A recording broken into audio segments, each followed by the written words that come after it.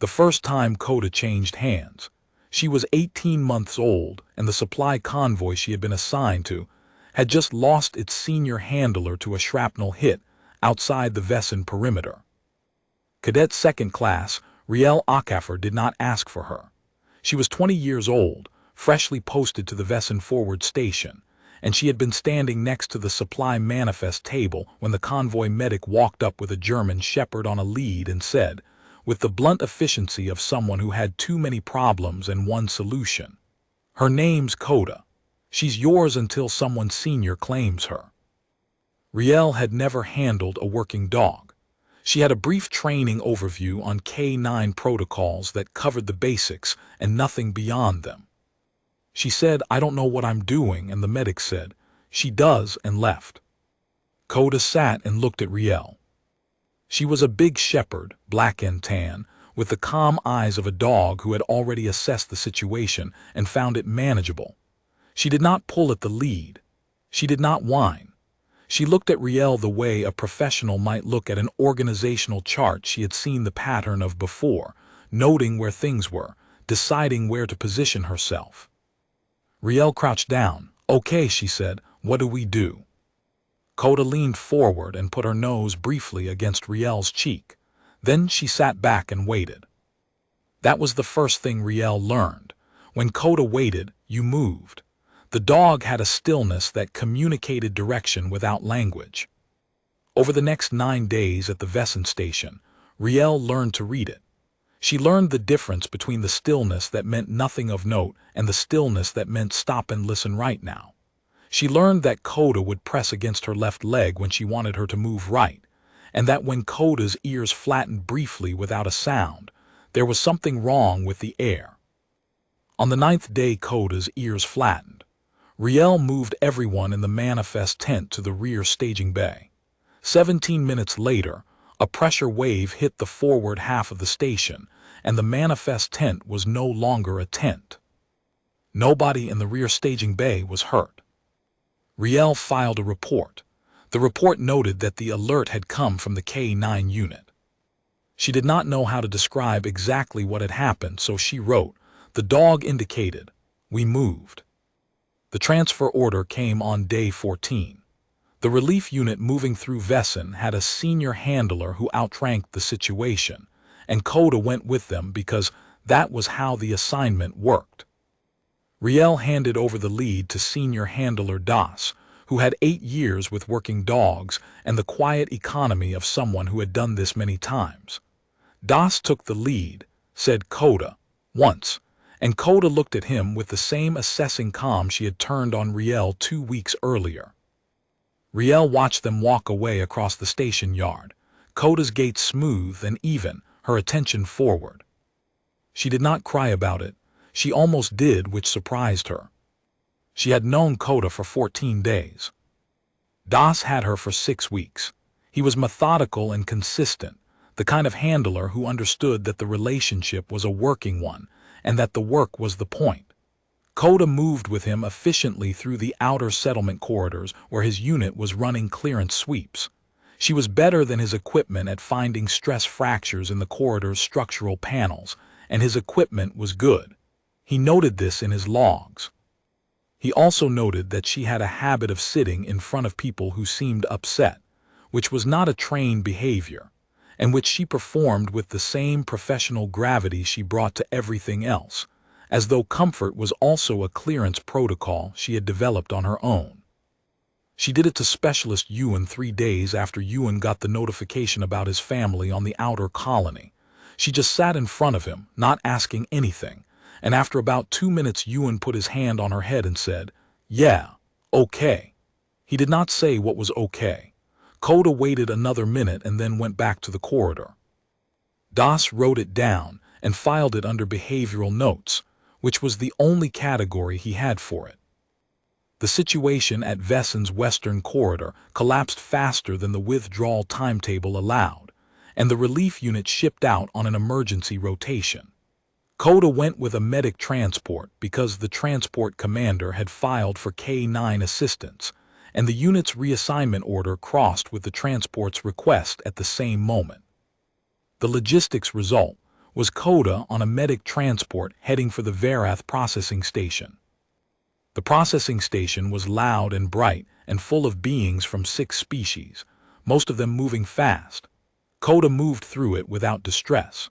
The transport's senior medical officer, a Thurvian named Hessick who was 6-limbed and brisk, had never worked alongside an Earth dog before, and he spent the first hour watching her with the attention of a person who suspects he may be missing something important. He figured it out when Koda positioned herself near the triage intake at the beginning of the second day, not in anyone's way, just present, and the human patients in the intake queue visibly settled when she arrived. Not the alien patients who were uncertain about her, but the humans, who looked at a German shepherd and something in them decompressed. Hessick observed this for 2 intake cycles and then had his staff coordinate around her, which mostly meant not moving her away from the intake when she chose to position herself there. He wrote a 1-page addendum to the station's operational notes. He titled it, Earth K9 Unit, Triage Function, Informal. He described the settling effect and noted that it appeared to reduce intake processing time for human patients by approximately 11%, though he acknowledged the sample size was limited. Koda was at the station for 3 weeks before a priority request from Forward Intelligence Team came through. She was the only working dog in a 4-station radius, and the intelligence team needed a sweep unit. Hessick watched her go. He kept the addendum in the station's files.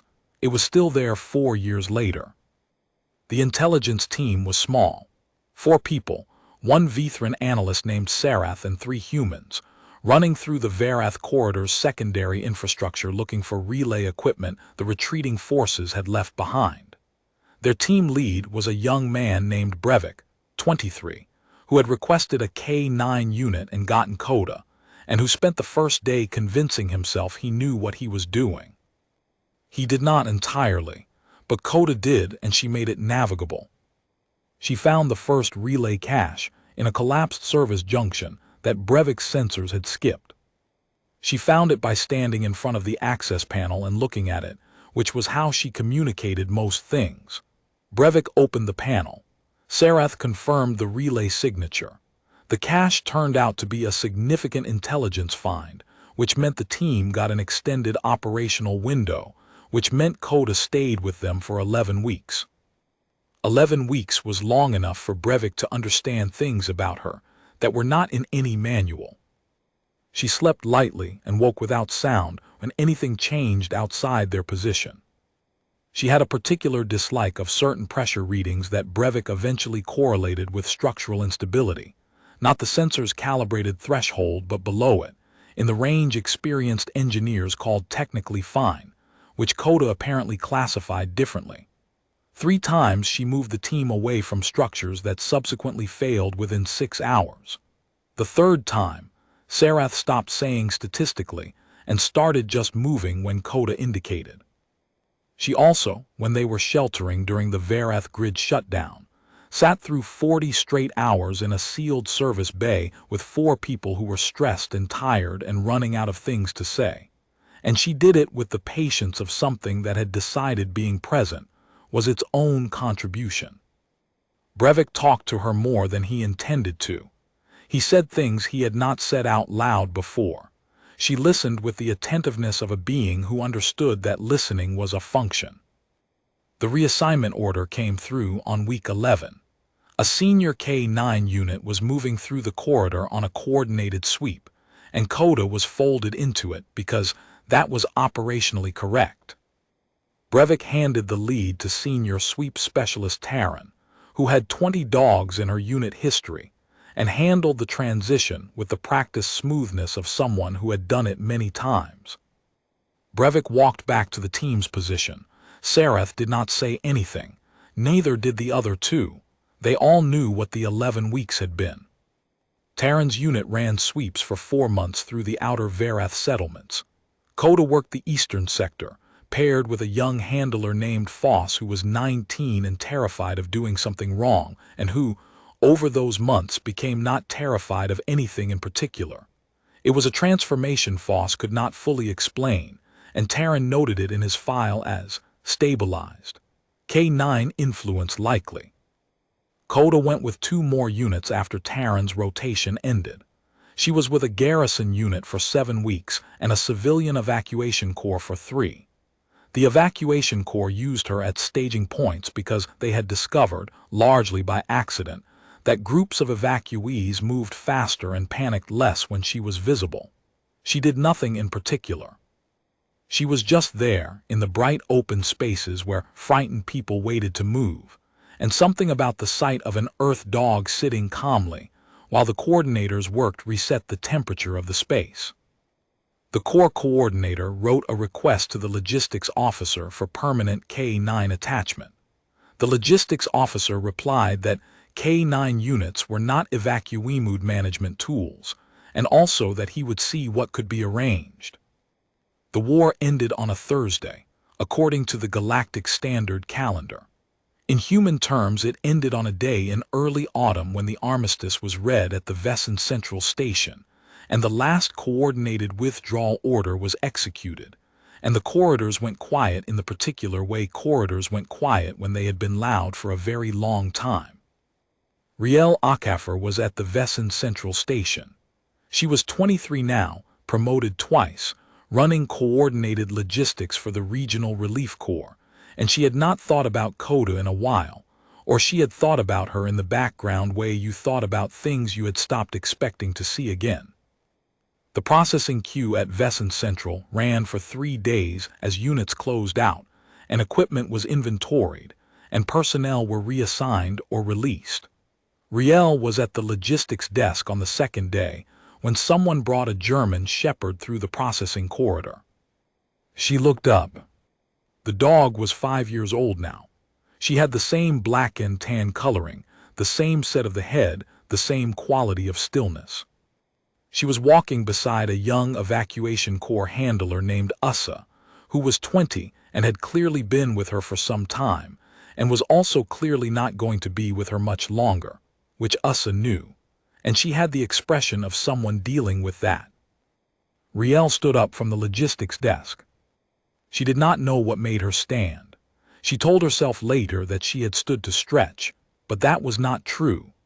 She stood because the dog had looked at her, across the length of the processing corridor, with the same assessing calm she had turned on a 20-year-old cadet 3 years ago in a supply manifest tent, and Riel had stood without thinking about it first. Koda walked toward her. Not fast, not running. Just walking, in the even way she had always walked, with the lead going slack because Ussa understood what was happening before she did. She walked the length of the corridor and sat in front of Riel and leaned forward and put her nose against Riel's cheek.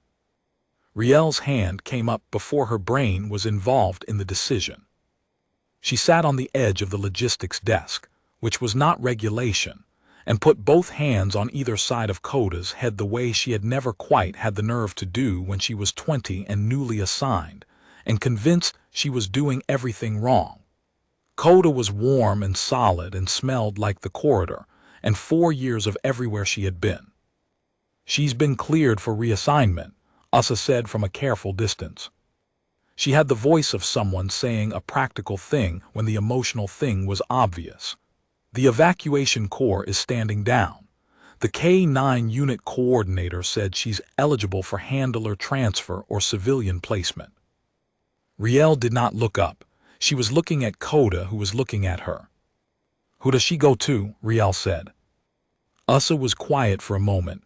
Whoever she picks, she said. That's how it worked the whole time. That part was in Ussa's brief record of Koda's service, filed with the Vesen Station Demobilization Archive. It was a short file, because Ussa had only been with her for 11 weeks, but she had written it carefully, and at the end she added a note that the logistics officer later included in the formal K9 operations summary for the Verath Vesen corridor. 7 handlers in 3 years and 4 months. No handler requested her. Every handler reported the same thing, that she had in some operational sense chosen them. This is not a trained behavior. I do not know a better word for what it is. She found people who needed something she could provide, and she stayed until they no longer needed it, and then she moved on. She did this without being directed. I think it was just what she was. Riel filed her own transfer paperwork the next morning. It was a formality, a record that the assignment had been made, that the K-9 unit was no longer unattached. She listed the handler as herself. She listed the date. In the field-marked notes, she wrote 2 words and closed the file. In the years after the war, people asked her sometimes about the dog, where she had come from, how long they had been together, what it was like working with a shepherd during the Verath operations. Riel usually answered the practical questions: unit assignment, handler protocol, Koda's specializations, which were structural instability detection and triage intake, and it turned out, the private conversations of exhausted specialists in sealed service bays during grid shutdowns. She did not usually read people the transfer paperwork. But sometimes, when someone asked the right question, how did you end up with her specifically, out of all the units she had been through, Riel would pull up the file on her tablet and show them what she had written in the notes field. It said she found me first. That was the last record in Koda's official file. It was also, as anyone who had worked with her would confirm, exactly what had happened.